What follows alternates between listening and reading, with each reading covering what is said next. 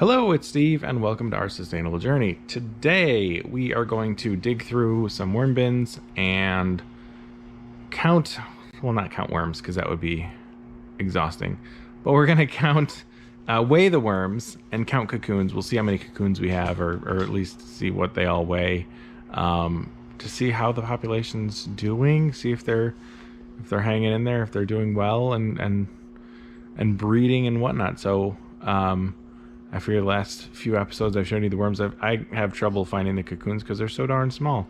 So we'll dig through the bins and we'll see how many cocoons we can find.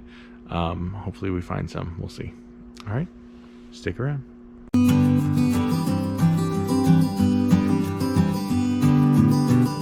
Alrighty, so let's pull them from their little heating mats. I have them on these little pet mats. I've had these for a few years now. I used one over here, so we use this one for our pet watering cans. We fill those with water for the dogs and the LGDs.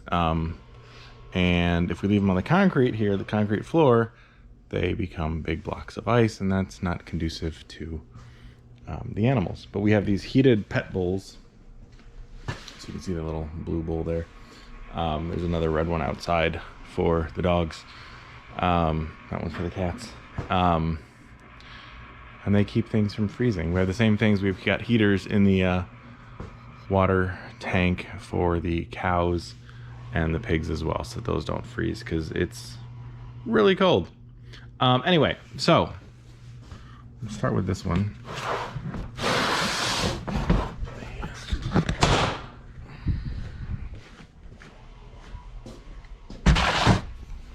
So there's a couple different ways to count out worms and cocoons. So they are still working on that pumpkin. Well, that one is definitely gone. There's nothing left on that one. So let's lift it up and disturb them a little bit. Yeah, it's pretty much just the skin. So there we go. So like I was saying, there's a couple different ways of counting worms and their cocoons. So what we do is, well, one, I don't keep track of it, but one way that we used to do it is we pull them out and use the light method. So the light method, what you do is you put them in a tray. So I just have this tray that was probably used for sifting worms previously, and we'll take a couple scoops out from in here and put it in the tray, and then what we'll do is we'll scrape off layers from the top, and then the worms will burrow down, and then we'll scrape a little bit off the top, and the worms will burrow down, and then et cetera, et cetera, et cetera, right?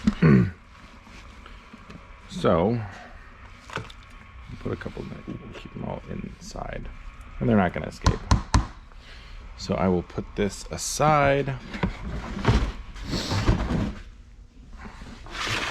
and we'll start going through it. I have a little tray here that we'll put them into.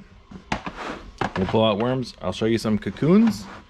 And we'll count how many are in this bin. And then we'll have a weight and a date, because we started this one on October 25th. So it's been a month and a half about. And we were at 650 subscribers. We're at 715-ish, I think. So we're moving up, which is awesome. So thank you all for subscribing. And if there's things you want to see, or things you want us to do with the worms, or foods you want us to give them, or whatever, let me know. All right, so let's start digging in. So I use tweezers because it's easier to grab them. They're, wily, we'll say. So basically, you can just pick apart, grab the worm, And you don't want to stab them. You just want to persuade them to come with you, right? So I'm going to take like an archaeologist dig, except you're looking for worms. And there we go. One. And I just try and loop them. Keep it simple. Let's see if we can grab. They're like all under this. It's fun at the end because all that's left after you've removed a bunch of the top stuff is a big ball of worms. And so you just kind of scrape off a tiny, tiny, tiny bit of the castings or bedding or whatever is left. And it's just a giant worm ball at the end. It's pretty cool. Let's see. So what I should do is I should have a tray specifically for the leftover material. So, and they'll kind of all bundle together. It's pretty cold in here now. It is 30, 35, somewhere in there.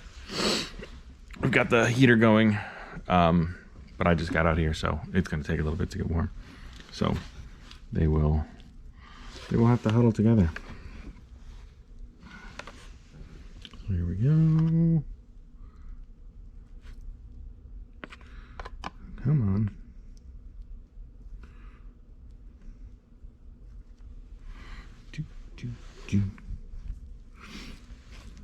I'm trying to put all of the stuff that I've searched over into one end and all the stuff that I haven't searched over into the other end.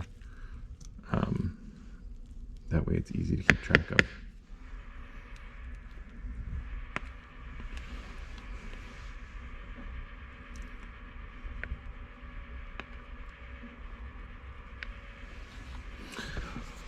There we go. So I'm going to be a little lazy and dig right into the bottom instead of scraping off layers at the top, because we are looking for cocoons. So I can show you what they look like and how small they are, so you can see what to look for in your own bins.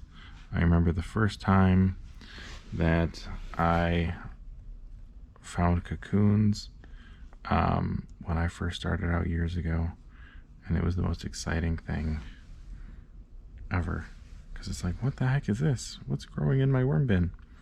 And then you realize it's a cocoon. So baby worms are growing in your worm bins.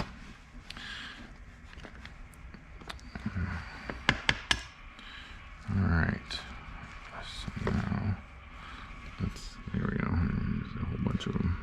It's grouping.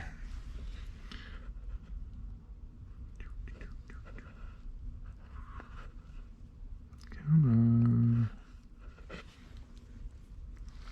It's hard when you use shredded material because they blend in.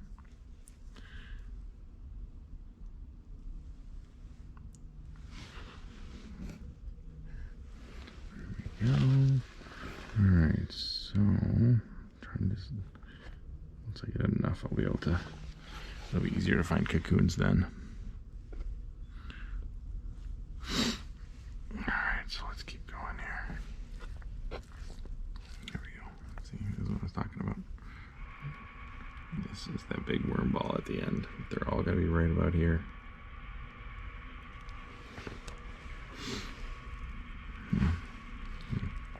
And just lift up this whole ball. Pull this stuff back.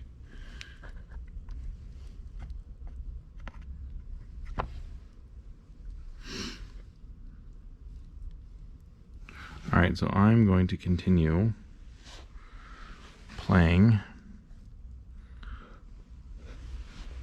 and pulling worms out of this little scoop. And through the power of editing, I will get this done and show you the final count. So I want to show you, if you can see this right here, this tiny thing, and now I found a couple of them actually, is a cocoon. That is what they look like. I think I saw another one in here. Yeah, here's another one. So let me see if I can pull this one out. Let's see. So those are worm cocoons. They are very tiny. Maybe an 1/8 inch. So each of those will hold usually between 1 and 3 worms. I think 2 to 3 is kind of the norm as far as how many worms are in each cocoon, but it all depends. And so when they hatch, so what'll happen is they'll kind of lay dormant for a bit until conditions are just right, and then when they are, they'll start hatching. I've seen it. It's awesome. I doubt I'll be able to get it on camera today, but we'll see if one of them starts hatching or whatever while it's in that tray. I doubt it, but you can see that they are very tiny compared to the giant worms. So cool. Okay, so we've gone through this entire bin. Did I get them all? Probably not. They're small, you know. And I definitely didn't get all the cocoons. But this is what we ended up with. This tray. And so what I will do, because I want to weigh these. I don't want all this stuff, right? So I'm going to pull all this stuff away and get it out of there. Not that it really weighs that much, but I feel like it's cheating, you know? So we'll pull all this stuff away, and then I will show you what is left. It's just going to be pure worms. So see, now that I cleaned them up, they're not so clean anymore. You can see there's interspersed in here are a bunch of cocoons that we found. I'll leave those in there. But so we'll pop it on the scale. It is 9 ounces, and that includes the container. But really, what I want to show you is that you can tell the health of the bin by knowing that the worms are reproducing and there are plenty of cocoons in production. So we know this bin is doing well. These worms are healthy, they're happy, they're making babies, right? That's how we measure it, is that the population continues to grow. So I'm going to put them back, and then I'm going to measure the container. Blop. So come on, get out. Oh, there's always a few. All right, come on. There we go. And there we go. Okay, so the container itself doesn't even register. Really?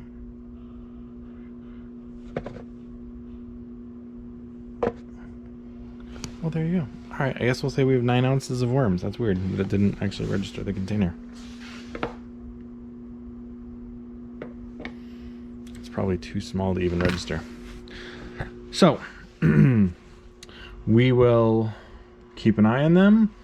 I will put a 9 in the corner of this, and then we'll do the same thing for the other ones. So we'll do the same thing for the other ones and make sure that we have population growth is really what we're looking for. So we'll measure them in probably 2 months and make sure that they're still doing well, and that they're breeding. And that's another reason I like using pumpkin, because what it does is it brings them to one place. So it's kind of like putting a bar in the middle of your worm bin, and it allows all the worms to congregate in one place and breed. I'm going to cover them up and let them do their thing. Put the newspaper back on it to keep all the moisture in. Cover them back up. Put them back. A little bit of water. Put them back on the little heating mat to keep them warm. Because even though we've got the heater on, it's only up to about 45. So it's gone up 10 degrees. But still 45 isn't exactly the best. So there we go. All right. And now I will move on to this one. I'm not going to bore you with me doing the exact same thing and sifting through these. But next video we'll check in on them some more, and we'll see how healthy they all are. All right, that'll be it for today. If you liked the video, please give us a thumbs up. If you want more worm content, subscribe to the channel. We do some stuff here on the farm, but I do a lot of worm videos because we have a lot of worms. And with the food scraps and everything, that's what we're trying to show people how to do. So like and subscribe. We'd love to have you stick around. That'll be it for today. All right, y'all take care. Bye.